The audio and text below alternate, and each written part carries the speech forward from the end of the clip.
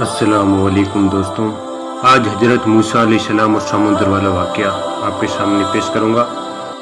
حضرت موسیٰ علیہ السلام اللہ سب سے پیارے نبیوں میں سے ایک نبی تھے۔ انہیں کلیم اللہ کے نام سے اس وقت جانا جاتا تھا جس کا مطلب ہوتا تھا اللہ سے سیدھے بات کرنا، یعنی کہ حضرت موسیٰ علیہ السلام میں ایسی کرشمائی طاقت تھی کہ وہ سیدھے اللہ سے بات کر سکتے تھے۔ حضرت موسیٰ علیہ السلام کے واقعہ کا ذکر کئی حدیثوں میں آیا ہے۔ آج ہم کوشش کریں گے کہ آپ کو زیادہ سے زیادہ حضرت موسیٰ علیہ السلام کے بارے میں سنا سکوں۔ حضرت موسیٰ علیہ السلام کی پیدائش ایک اسرائیل پریوار میں ہوئی، یعنی وہ ایک اسرائیل پریوار سے تعلق تھے۔ قرآن میں حضرت موسیٰ علیہ السلام کا نام قریب 136 مرتبہ آیا ہے۔ اللہ نے حضرت موسیٰ علیہ السلام کو اسرائیل لوگوں کو ہدایت دینے کے لیے نبی بنا کر بھیجا تھا۔ اس وقت وہاں کے لوگ فرعون کی پوجا کرتے تھے۔ فرعون مصر کا ایک طاقتور بادشاہ تھا۔ لوگ اللہ کو نہ مان کر فرعون کو ہی خدا مانتے تھے۔ تب اللہ نے لوگوں کو ہدایت دینے کے لیے حضرت موسیٰ علیہ السلام وہاں کے لوگوں کا نبی گھوشت کیا۔ حضرت موسیٰ علیہ السلام لوگوں کو ہدایت دیتے کہ اللہ ہی سب سے بڑا ہے، اسی کی عبادت کرنا، اسی سے دعا کرنی ہے۔ حضرت موسیٰ علیہ السلام حضرت ابراہیم علیہ السلام کے وارث تھے۔ جیسا کہ ہم نے پہلے ہی بتایا کہ حضرت موسیٰ علیہ السلام اسرائیل پریوار میں پیدا ہوئے تھے۔ اسرائیل لوگ جو یہودی تھے، جن کے 12 قبیلے تھے، یا کئی یہودیوں کا شموع جنہیں بنی اسرائیل کہا جاتا تھا۔ بنی اسرائیل لوگ حضرت یعقوب جنہیں حضرت اسرائیل بھی کہا جاتا ہے، جن کا انگریزی نام جیکب تھا، ان سے تعلق رکھتے تھے۔ اس وقت بنی اسرائیل لوگ زمین پر سب سے اچھے لوگ تھے، لیکن مصر کے لوگ ان سے نفرت کرنے لگے۔ اس وقت مصر کے طاقتور راجہ فرعون نے سارے بنی اسرائیل لوگوں کو اپنا غلام بنا دیا تھا۔ ان سے بہت کام کرایا جاتا تھا، ان پر ظلم کیا جاتا تھا، ان کی عورتوں سے ہر وہ کام کرایا جاتا تھا جو فرعون چاہتا تھا۔ فرعون ایک بہت بڑا گھمنڈی راجہ تھا، وہ اپنے آپ کو خدا مانتا تھا، اسرائیلی لوگوں پر بہت ظلم کرتا تھا۔ جب حضرت موسیٰ علیہ السلام پیدا ہوا، اس فرعون مصر کا راجہ تھا۔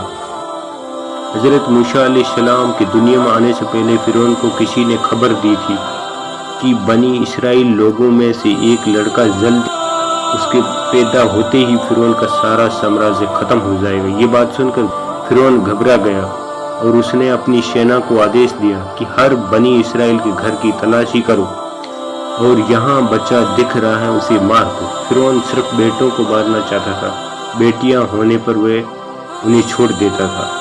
فرعون کا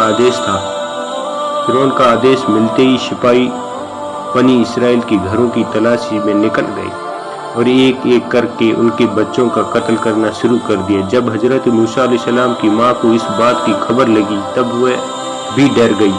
تب اللہ سے ایک پیغام آیا کہ تو اسے ایک کٹوری میں رکھ کر نیل ندی میں چھوڑ دے، اس بچے کو کچھ نہیں ہوگا۔ اللہ کے حکم کے مطابق انہوں نے آپ یعنی حضرت موسیٰ علیہ السلام کو ایک ٹوکری میں گھر کے پیچھے نیل ندی میں رکھ دیا۔ ندی میں رکھتے ہی ٹوکری بہنے لگی۔ ٹوکری ندی میں بہہ کر فرعون کے محل تک جا پہنچی۔ ٹوکری کو دیکھتے ہی فرعون کے سپاہیوں نے حضرت موسیٰ علیہ السلام کو ٹوکری سے نکالا اور فرعون کے پاس لے گئے۔